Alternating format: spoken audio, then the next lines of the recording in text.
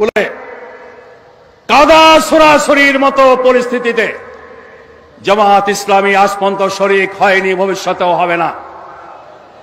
আমরা মনে করি জামাত ইসলামী এই দেশের সকল ইসলামী দলেরই প্রতিনিধি স্থানীয় একটি সংগঠন।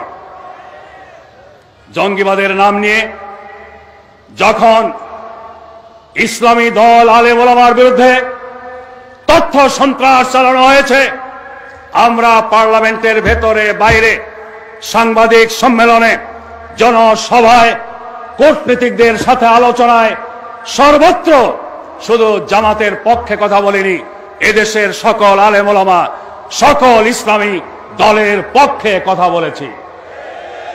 আজকের এই সময়টি ইখতিলাফ নিয়ে ঝগড়ায় জড়িয়ে পড়ার সময় নয়। ইসলামে মত পার্থক্য ছিল, আছে এবং থাকবে। যে যে মতে বিশ্বাসী তাকে সেই মতে থাকতে দিন। জোর করে একজনের মতের উপর আরেকজনের মত চাপিয়ে দেওয়ার চেষ্টা করলেই সেখানে ফিতনা ফাসাদের জন্ম হতে পারে। জামাত ইসলামী ব্যাপারে প্রথম থেকে নিয়ে শেষ পর্যন্ত সজাগ আছে, সজাগ থাকবে। আমরা বিশ্বাস করি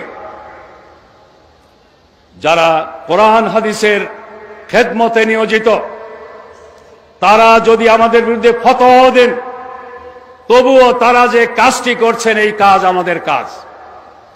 অতএব সাময়িক ভুল বোঝাবুঝির কারণে তারা হয়তোবা কোনো দিক থেকে কোনো ভুল তথ্য পেয়ে আমাদের সম্পর্কে নেগেটিভ কথা বলছেন, কিন্তু তাদের কাজটি যেহেতু আমাদের জন্য সহায়ক, তারা যে কাজ করছেন যেহেতু কাজটি আমাদেরই, এজন্য তাদেরকেও আমাদের বুকে টেনে নেওয়ার মতো উদার থাকতে হবে, উদার ব্যবহার করতে হবে।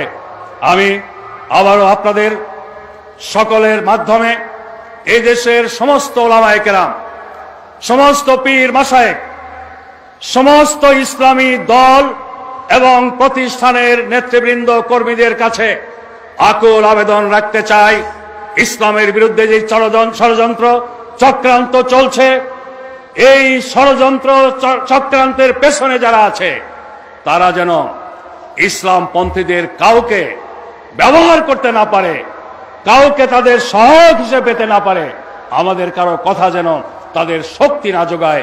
এ ব্যাপারে আমাদের সবাইকে সজাগ এবং সচেতন থাকতে হবে।